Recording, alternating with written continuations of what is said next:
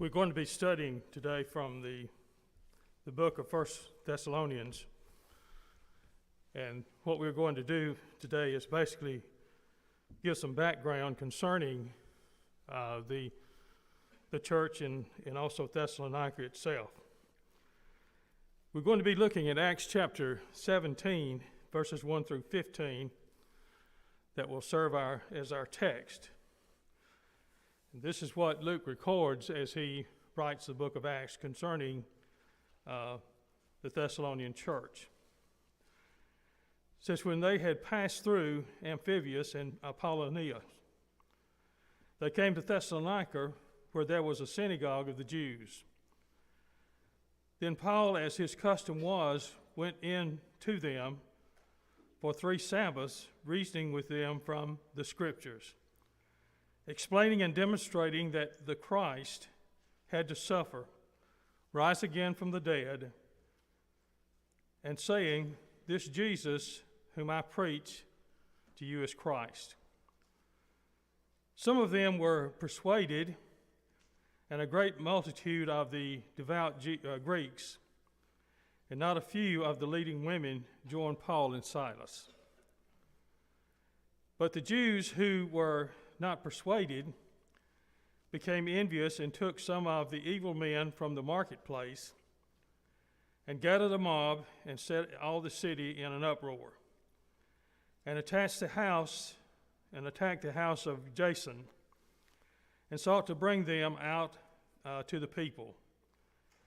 But when they did not find them, they dragged Jason and some of the brethren to the ruler of the city, crying out, these who have turned the world upside down have come here too. Jason has harbored them, and these are all acting contrary to the decree of Caesar, saying there is another king, Jesus. And they troubled the crowd and the rulers of the city when they heard these things. So when they had taken security from Jason and the rest, they let them go. Then the brethren immediately sent Paul and Silas away by night to Berea. When they arrived, they went into the synagogue of the Jews. These were more fair-minded than those in Thessalonica, in that they received the word with all readiness and searched the Scriptures daily to find out whether these things were so. Therefore many of them believed, and also not a few of the Greeks, prominent women as well as men. But when the Jews from Thessalonica learned that the word of God was being preached by Paul at Berea, they came there also and stirred up the crowd. Then immediately the brethren sent Paul away to go to the sea, but both Silas and Timothy remained there. So those who conducted Paul brought him to Athens and received a command from Silas and Timothy to come to him with all speed, and they departed. When we look at this particular lesson here, Luke is giving a background of what is taking place.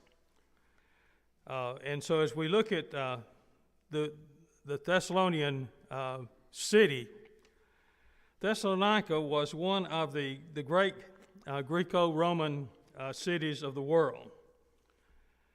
Philippi, by comparison, was a relatively small provincial town settled in a large part by Roman veterans.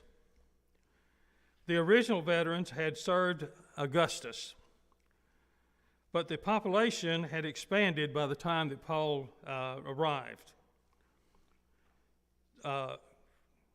Acts says that Philippi was the foremost city of that part of Macedonia, a colony. As we see in Acts chapter 16, verse 12. Colony was a technical term in the Roman world. The designation meant that the city had certain types of government and enjoyed certain taxation privileges. Julius Caesar was the one that first started the colonization when he had sent Roman settlers to Carthage and Corinth in 44 BC. The year was the year he was assassinated. His purpose was to rid Rome of the vagabond people who lived off the dole, or they lived off of charity. And so he moved them out to other places. Other emperors used it for their own purposes. So it expanded from going from a get rid of the vagabonds and those who were relying on charity altogether, and they used it for other purposes. Philippi was a colony, but so was Lystra and Corinth. Now, as you go and look at these, the Bible doesn't indicate this, but when you look at the history, you'll find that they too were considered as places where people from Rome were sent. Philippi was an important city in the part of Macedonia, but did not measure up to Thessalonica. When you look at the geography there of these cities, you'll find that Philippi is back away from the coast, and you'll find that Amphibius and Apollonia were pretty much on the coast, but we'll find that there was a parcel of land that came down and the sea went up, and this is where Thessalonica was located. Thessalonica was basically the city that was the capital of the Macedonian world at that particular time. And so we see the fact that Thessalonica ruled from the standpoint of economic and also military terms. Thessalonica was relatively a new city. For the time after the death of Alexander the Great, the Greek Empire was in a state of chaos. And a ruler named Cassander controlled the northern part of Greece, which he called Macedonia. And the lower part is referred to as Achaia. From the late 4th to the early 3rd century, Cassander combined several small towns to make one larger one, and he called it Thessalonica in honor of his wife. Thessalonica was approximately 350 years old when Paul first visited there, and it was the chief port for that part of Greece, and was supported by agricultural rich land there. It remained an important city in Greece to this day. Its jewel today is a museum where the remains of the tomb of Macedon, the father of Alexander, is on display. And so after the Romans added Macedonia to their empire, Thessalonica became the seat of government for Macedonia. The proconsul will live there in the city for a year that he served. This city was a famous east-west Roman road that passed through northern Greece. It's referred to as the Egnatian Way. And so you have roads like this that are referred to because of the great importance of these roads. Thessalonica was to Macedonia what Corinth was to Achaia. The central center of commerce. It was the arts were there, and government. The apostle might well hoped that the church could be spread throughout the Roman Empire from this particular point. And so it was a strategic city that was of great importance not only to the then known world, but also to the spread of Christianity.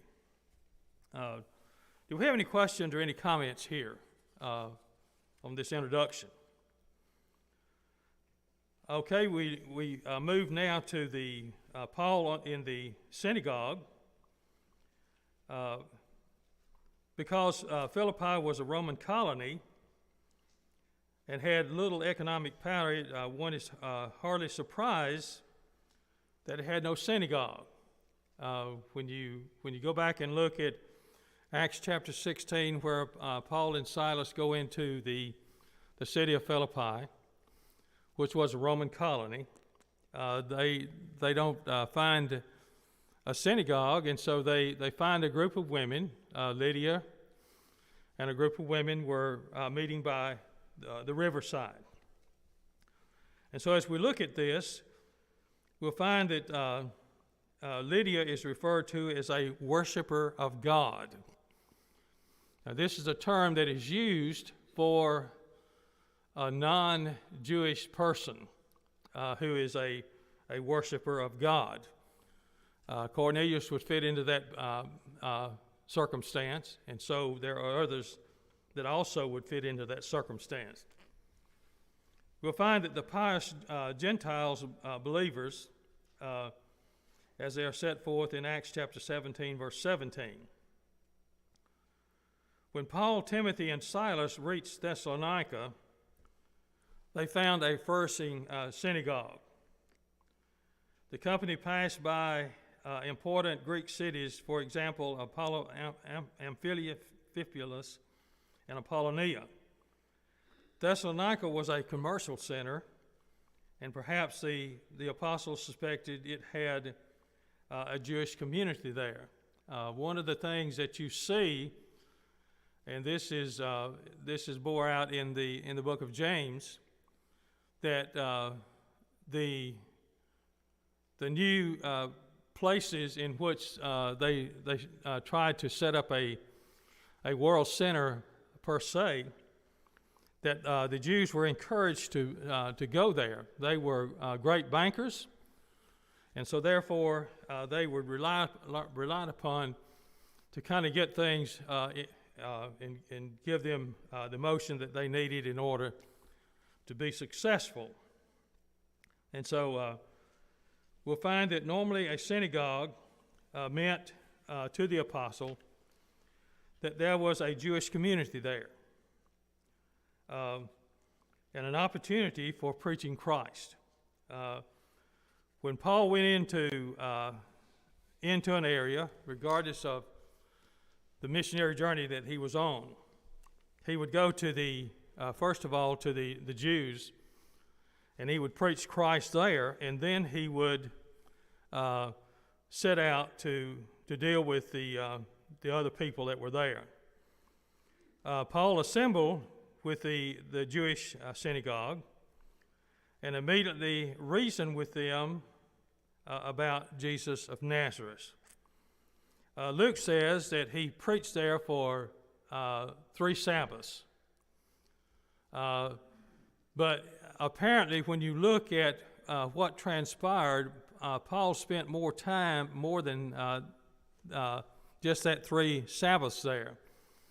He may have went into another area and preached also concerning Christ.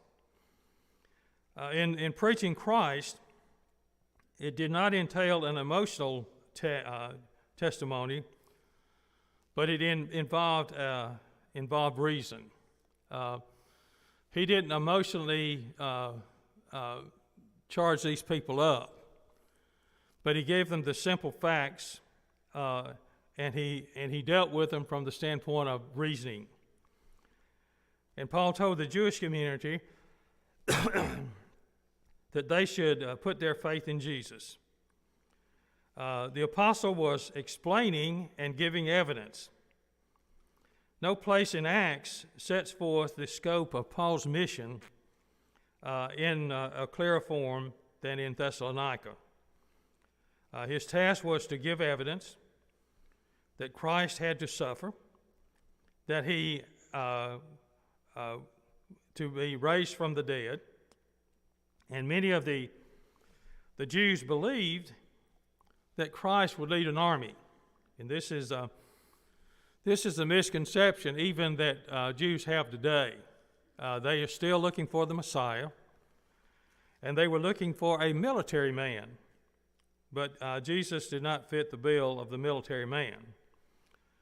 We'll find that they believed that they would fight off the Romans, and that they would establish Jerusalem and Judea as the center of the world. So they wanted to go back to that zenith time in their past history, in which the latter part of David's reign into Solomon's reign they were one of the dominating powers of that particular part of the world at that particular time. And so it was hard for them to be persuaded that God's will was that Christ suffer.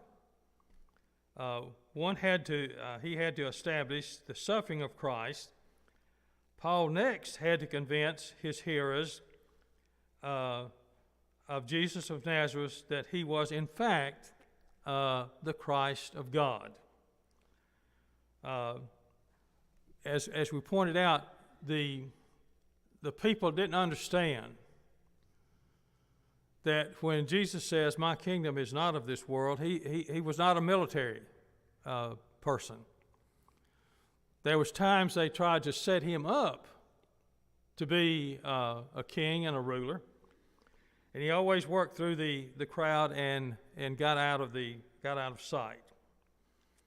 At both Thessalonica and Berea, leading women in the synagogue were first in responding favorably to the message taught by the apostles, as we see in Acts 17 and verse 12. At the same time, the women in Acts are not universal in their acceptance of Christ, but a number of them were excited to the point that they were in resistance to what Paul and Silas were teaching. The Jews are said to have incited devout women of prominence to persecute Paul in chapter 13 and verse 50. At Thessalonica, the women who accepted Christ are said to be among the first women among whom who were leading women and respected women. Women were often suppressed in the Greek world, and therefore the prominence was coming forth here. The author of Acts was likely saying that women who believed Paul's message were those of high reputation.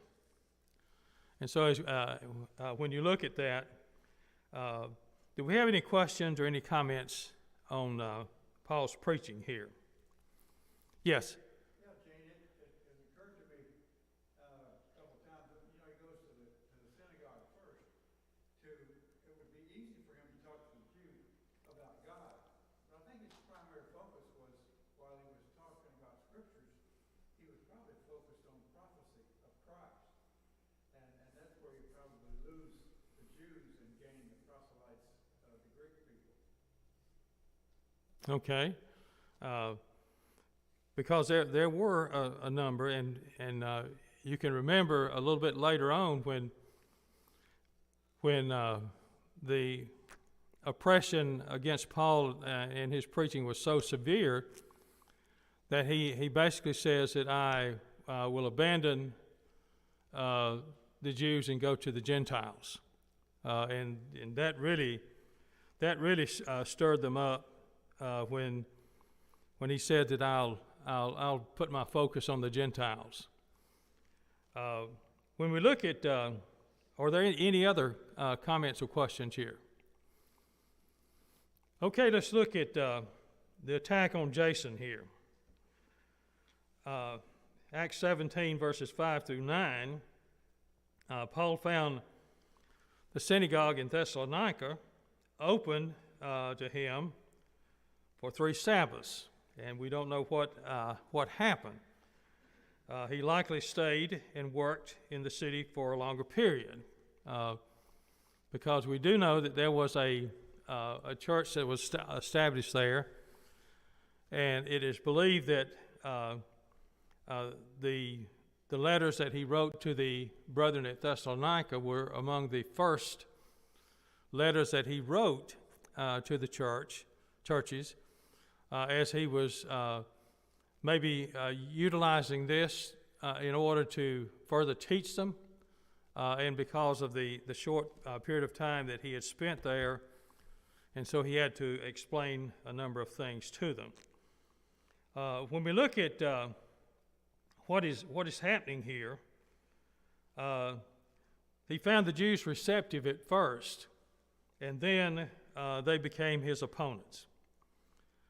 Paul said the Christians in the city knew what kind of person that he proved himself to be. He says, gentle among you, as a nursing mother tenderly cares for her own children. The implication here is he had stayed in the city long enough that the Christians had observed his behavior, and it probably takes a longer period of time than just 3 weeks to instill the kind of person that a person is. However, he speaks about the fact of what he tried to do and what he's tried to say. We'll find that Paul's among his converts was a man named Jason, a thoroughly Greek name, and some of the Jews of the synagogue were disturbed when anyone became a Christian. They may have heard of Paul and his work from other Jews, and the Jews who were disturbed by Paul's preaching went into the marketplace, and there they collected those who were idle that they could find, and they formed a mob. And they incited this mob into an uproar in the city.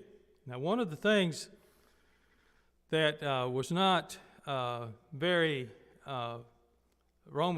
fond of is for the leaders not to be able to control the people, and especially in an uproar type situation. And when this happened, one of the things that they came out and said, you need to go ahead and calm down, or else Rome will be here. And you will be calm when Rome gets here. And so some of those leaders were instrumental in settling the crowd, and some were not. So they go in to look for Paul. They assumed that he was there in the household of Jason. And so not only was their assumption probably right, but also the church made some assumptions of their own, and they said, they're going to be coming looking for Paul here. And so we need to get Paul and Silas out of this situation. And so they were able to move Paul and Silas out, and they went from the city of Thessalonica to Berea. And probably this was, they went out by night, And one of the things that it is said of this is probably the distance between Thessalonica and Berea was probably somewhat of a 2-day journey. And so they get the jump on the people by moving them out by night. And so the assault on the house of Jason, thinking that Paul was there, was as one of the guests, and they failed in their primary mission to find him there. Paul was not there, and so they were able to drag Jason and some of the others before the city authorities. These men who had upset the world had come here also, and so these men they charged Jason with accepting them, and they all, the Jews said, acted contrary to the decree of Caesar, saying there is another king, and that is Jesus. And Acts 17 verse 7 points this out. Jewish zealots sought to change their dispute with Paul from a religious to a political situation.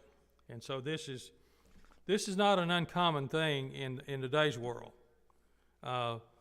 If they are not successful in keeping it within the framework of where it ought to be, then they put it out in the political arena.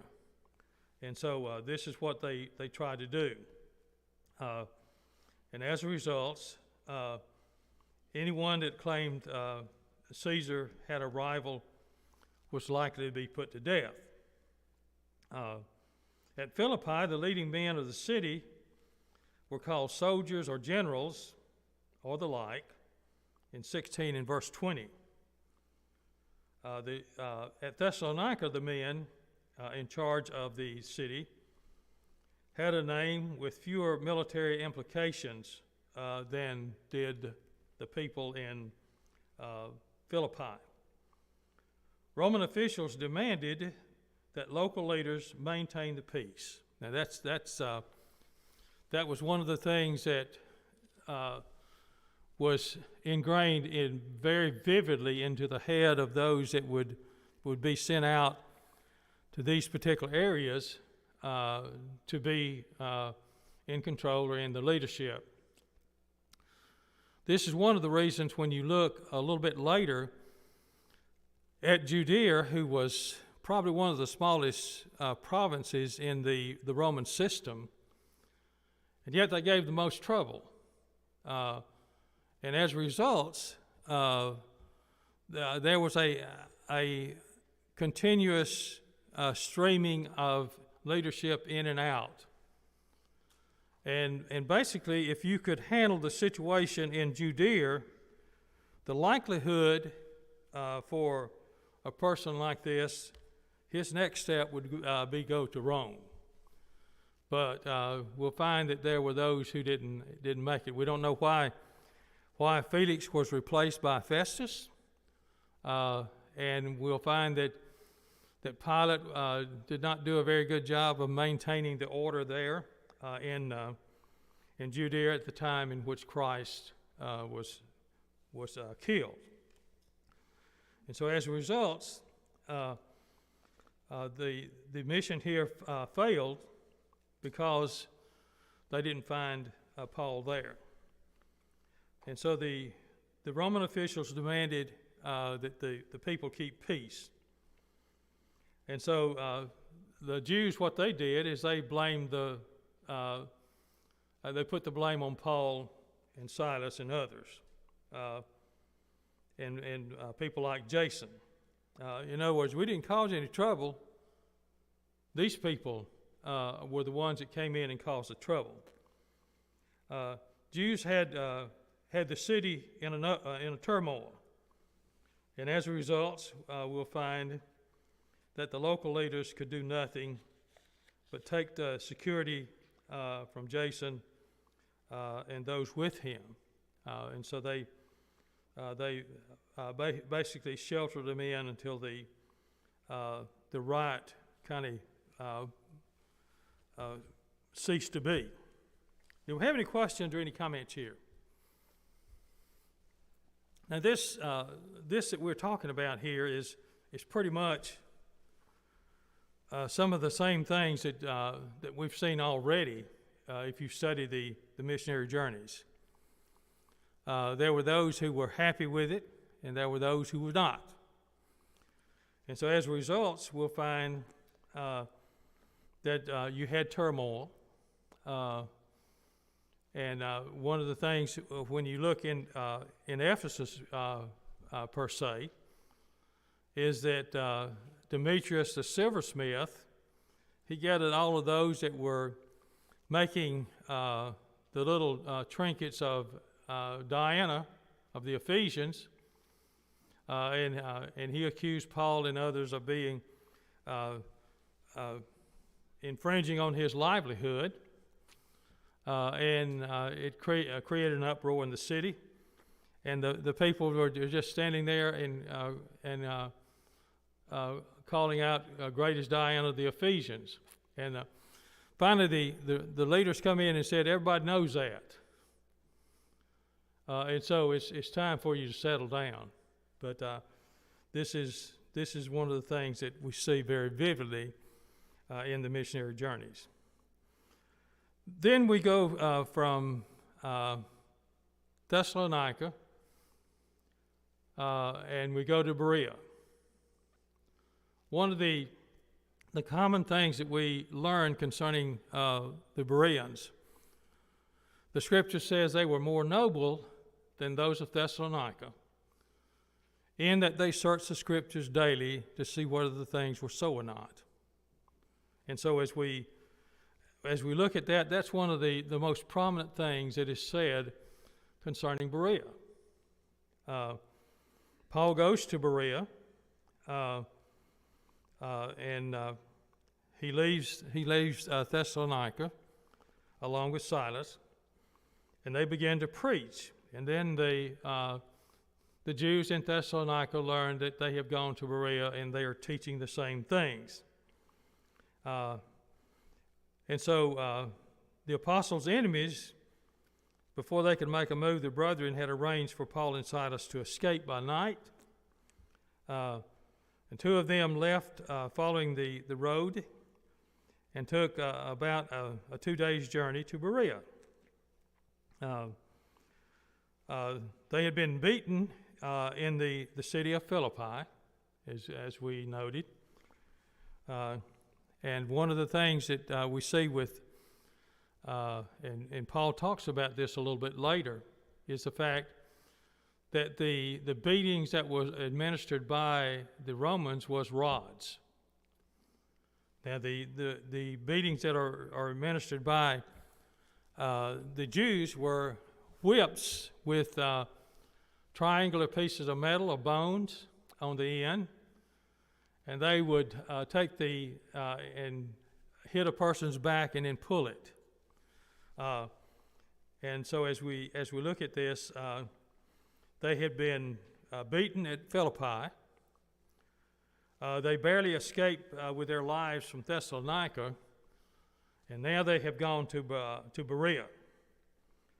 They found the Jews of the place more receptive to the message of Christ than those in Thessalonica. And perhaps being off the beaten path worked to Paul's advantage, because it was not as much on the seacoast, and you didn't have the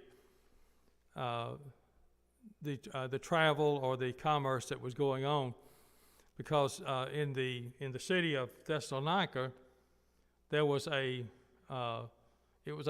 place of commerce, and this is where the ships came in, and they sold their goods, and they gathered the goods, and they would go on to the next place. The Jews from Thessalonica would not leave Paul and Silas alone. in short order, they were able to send emissaries to stir up the crowd. And so leaving Silas and Timothy behind, Paul sets out alone to travel southward to Athens. And it says he left the city of Berea and he went to the sea. And so you go on down the peninsula, and if you look at the map, there's a great distance between Berea, which he had to go overland to the sea, and then go down to the city of Athens. And it was as soon as he got there, we'll find that he summons Silas and Timothy to come and be with him there. Do we have any questions on the pursuit here to Berea? Anyone? Okay, let's look at the conclusion of this particular lesson.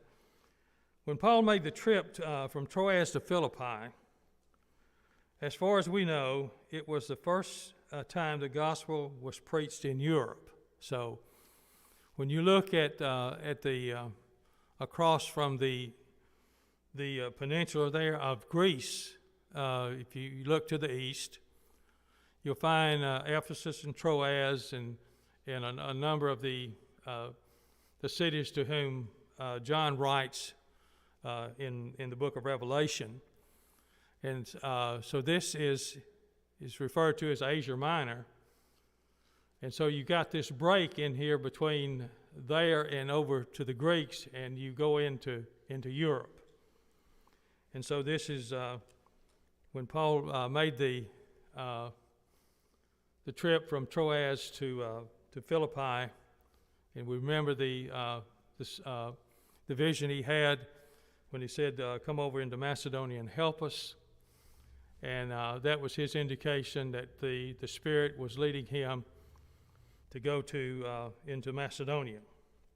And so we'll find that he and his companions established fledgling congregations in Philippi, Thessalonica, and Berea.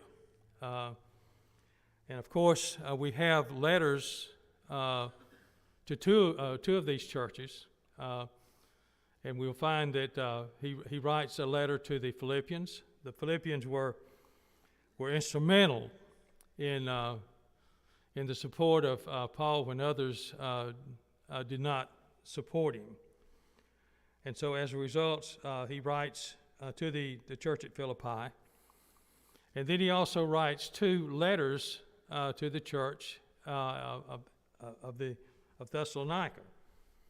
The apostle later wrote to a church, these churches, and whether a viable congregation remained in Berea, we do not know.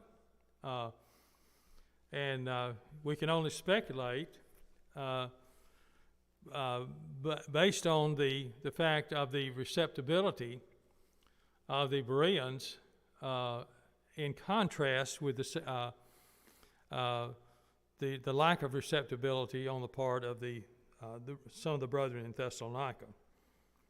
Paul and his companions were not armchair believers. They went from one place to another, and you see that Paul, when he was stoned in Lystra and left for dead, he gets up and he goes on the next day. And so as a result, they'd been beaten with Roman rods, and the Jewish the whips also had been administered to them. They endured shipwreck, loneliness on the trail, and Paul writes about this when he writes to the 2 Corinthian letter, and he talks about the things that he had experienced as an apostle and as a believer in Christ.